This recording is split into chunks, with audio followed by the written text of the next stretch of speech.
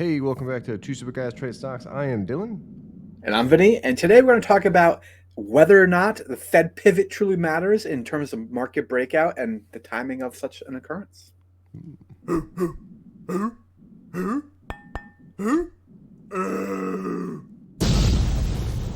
Two stupid guys trade stocks. What's Interesting one, the right? rules? Bottoms after the Oh, pivot?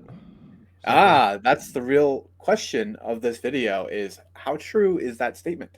They love to reduce things down to simple little kind of clickbaity, easy phrases. The market's so simple. Is that really true? That's what I want to actually look at here. So this is basically an article from Advisorpedia, great article looking at the same exact question. That's kind of what the basis Okay. here is. Um, but as you know, recently where we are in the market, right, we're finally broke out of kind of the downtrend we were in. It looks like maybe we're starting to see a little light. Maybe the market bottom is in. How true is that historically? That's the real question. I'm gonna make a prediction here. I have not seen this or read this. I have been very preoccupied. Yeah. Uh, so I'm gonna go with it's not because I feel like journalists or whatever people writing articles, all that stuff, really focus on the last like 12 years and forget the first 80. Yep. So I actually this article has basically data going back to 1954, which is Huh, the inception of S&P 500. I All like right. this scene. But yeah, me too. I mean, this is great. This encapsulates everything. When are we going to pivot here? Okay, and I don't think we can pivot anymore. The thing that kind of like the reason why I'm a little kind of leery and don't fully trust this breakout is like I feel like we really should have seen an overcorrection and gotten back down into a territory that was at least fairly valued historically compared to this, or even a little bit undervalued. It's kind of what my hope was, but I don't really know. So this is from CME Group, which is the kind of options group, and this is looking at the predicted kind of Fed funds rate and when we'll actually see a pivot. So pretty convincingly, they're looking at like end of this year is when they're starting to see possible rate cuts come back into the picture. Looks like we have probably at least one more rate hike and then probably a sustained level of plateau for a period of time, trying to control that inflation. Jerome Powell's been pretty kind of set on that, right? It's possible two more rate hikes. We don't. They may be two small ones. That's he changes his stuff every 3 months based off of incoming data, but he was pretty certain we're definitely doing one more, maybe. Exactly. Yeah. Still, he's still sounding very hawkish. Okay. He's still really trying to fight the inflation. So this is a chart that basically finds the Fed pivot, makes that the midpoint here, this little gray line. Goes back a year for S&P 500 performance and a year forward. Busy as hell, I know, right?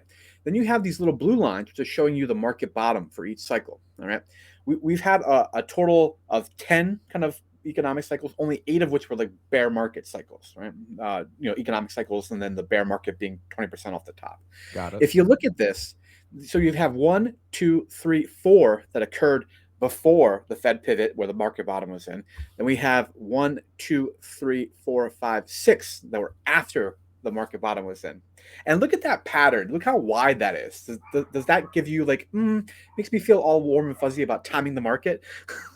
Yeah, I mean, it's one. This looks like a Jackson Pollock painting or something. Yeah, Um, I like it actually. I'm gonna frame it and hang it on my wall. It looks yeah, beautiful. it's pretty cool. I feel like yeah, it looks pretty nice. So 60% chance is what everyone's banging off of. What everyone's banking off of that it's 100% going to happen. This is Yep. not super surprising. I Yeah. will say the 40%, do we know which years those ones So were? they were earlier ones. Okay, we're gonna look at a second chart here that's since 1980 in a minute. That Okay, kind of cool. okay. Oh, you thought of Um, everything. yeah. Well, I mean, this is just a well-written article. I can try to remember to link it down in the description below because, like, I thought it was great question, very time to the market. It was just published a few days ago, but it definitely is. It reminds me of like the Golden Cross and the Death Cross we talked about. Remember we did a video talking about the statistical analysis there and how it's like, hey, you might as well flip a quarter. This is basically in the same realm of probability. Yep. That was the name is Death Cross. Turns out you have like a 52% of actually going down. That's essentially a coin flip. And Golden Cross, which sounds great, 52% going up. Solid. Yeah. Solid. Yeah, it's very, very good. Yeah, exactly. So, if you average out all this data, okay, and then put it into one nice clean graph, it tells you that the bottom should be about 11 trading days before the Fed pivot. Yeah. So So, but okay. I like that they label it here heavy sarcasm intended because that's complete and utter oversimplification, bullshit, probably not useful. Basically, data point is what they're trying to say.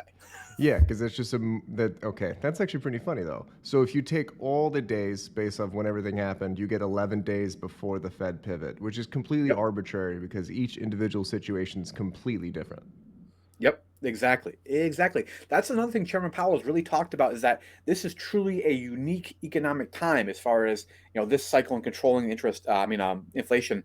It's very unusual and hard to compare back to prior episodes of economic cycles, right? Now, if we go a little bit more modern era, right? A little bit more biased 1980s and up, right? This is what that same kind of chart looks like if you skew it towards modern day. We only have one time where the Fed pivot was before the market bottom was before the Fed pivot. Every other time that's happened since then, 1, 2, 3, 4, 5, 6 has been after the actual Fed pivot. All Okay, right. this is more convincing. Now, I I think it is important. The stock market did change around the 90s. You have more and more and more solo, non-institutional, non-hedge fund investors in. Mm-hmm. And then you had like 2008, everyone is buying stocks on Robinhood, right? I mean, You mean may, 2020? But yeah, yeah. So not 2020. Not sorry, not 2008, but there's a lot more participation. exactly. Yeah. Now, if we generate basically a graph where we show where PE bottomed using this more recent data, it's about 48 days after the Fed pivot, meaning the PE will bottom after that point, right? This is once again a ridiculous oversimplification of the data point. The one thing, if you want to draw general trends, this general trend is pretty convincing after that point, right? That is quite an up, you Yeah, know. that's Yeah. super fast up. That's a solid Yeah. trajectory. And if you go back and actually look at the percentages data in terms of returns after Fed pivot here, so this is all the time it's the Fed pivot since 1954, basically the inception of the S&P 500. You're looking at pretty substantial returns most of the time from that point forward, right? Over the 1, 2, and 3 years. Is Yeah. that something you can put like a data point on? No, no. And certainly, if you look at 2001, which is an outlier in that the kind of multiples got super expanded, which kind of reminds me of the most recent one we experienced. Still not really great returns for quite a substantial period of time thereafter. But like I said, this is a unique time. Can't exactly draw 100% inferences from that, but it's kind of interesting. You can take two of the last three, like so. And I wouldn't say 8/1 2019. There wasn't like a crazy recession before that. But 2001 and 2007, in terms of stock market issues, that's 3 years of negative. Yeah, Oof. yeah. Yeah, this that can kind of harken back to the other thing where you're looking at kind of PE compared to the return of the next period of time, which is kind of scary. But I guess the nice thing here that you can kind of say is that it's not useful. Like the people that are so certain that the Fed pivot would be after, I feel bad for having even given those articles any sort of credence before, and it's obvious that it's not that simple. Yeah, it's one of those things that I'm gonna really misquote this. But you hear like we only use 70% of our brain. Yeah, Have you it's heard not that true before? either, but yeah, it's completely false. But It's yeah, not so true. They switched the quote. I can't remember. But it's like we know what happens in 70% of the brain. So somewhere around there, it's like mapping or okay. something. I don't know. I'm tired. Yeah. I All just right, had guys. faith, Well, let us guys. know. Did you learn something with this video at least? Weird, Yeah, huh? I learned that journalists don't know how to read past 10 years. I think that's pretty accurate. Yep, I would say Sweet. 100% accurate. All right, 90% guys. of the time. See you in the next one.